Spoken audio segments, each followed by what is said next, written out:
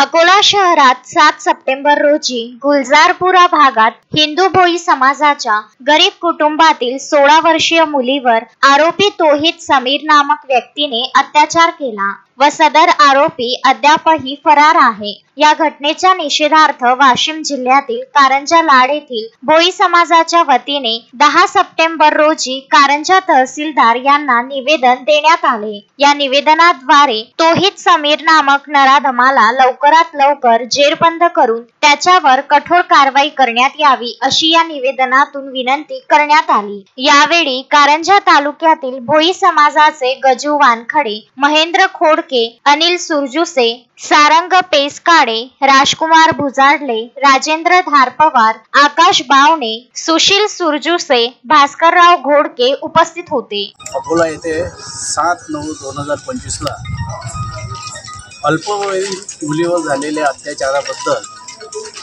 कारंजा तहसील कार्यालयामध्ये आम्ही भोई समाज बांधव या ठिकाणी निवेदन देण्याकरिता उपस्थित झालेलो आहोत।